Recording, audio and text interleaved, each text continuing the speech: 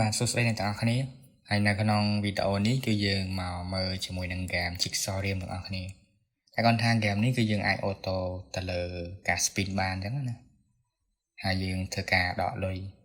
ហ្នឹងយើងគ្រាន់តែមានជាមួយនឹង PayPal account មកយើង tick កន្លែងពីរហ្នឹងមកគឺជាការស្រេចហើយអញ្ចឹងយើងដកបានជោគជ័យហើយអ្នកទាំងអស់គ្នាអញ្ចឹងយើងចុចកន្លែងទៅនេះគឺយើងចុច auto spin អញ្ចឹងវានឹងដើរទៅតាមអ្វីដែលយើងចុចនឹងហើយគាត់ថាភាគច្រើនគឺយើងទទួលបានជាពេជ្រដែលពេជ្រនឹងទៀតសោតគឺយើងអាចយកទៅ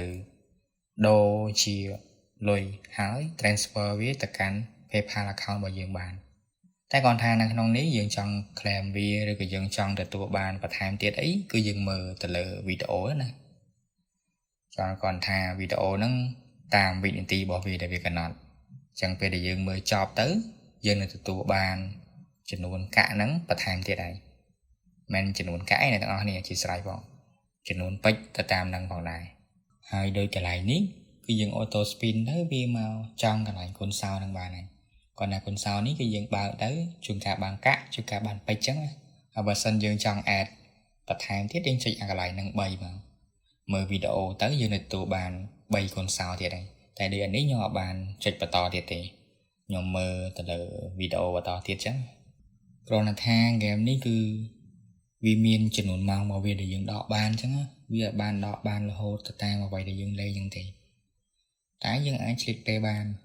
ហើយសម្រាប់ពុកម៉ែបងប្អូនដែលមានតម្រូវការទៅលើការបង្កើត account PayPal បរទេសឬក៏សម្រាប់ទទួលលុយជាមួយនឹងហ្គេមឬក៏រកតាមអនឡាញតាមអីហ្នឹង Facebook TikTok អាមេរិកជាដើមហ្នឹងបងប្អូនអាចធ្វើការតាក់ទងមកកាន់ខ្ញុំក៏ដូចជាក្រុមការងាររបស់យើងបានជាចុងក្រោយវីដេអូមួយនេះគឺមានតែប៉ុណ្្នេះទេបើប្រិមិត្តឬក៏បងប្អូនទាំងអស់គ្នាមានចម្ងល់បងប្អូនអាចធ្វើការតាក់ទងតាមរយៈ Telegram របស់ខ្ញុំក៏បាន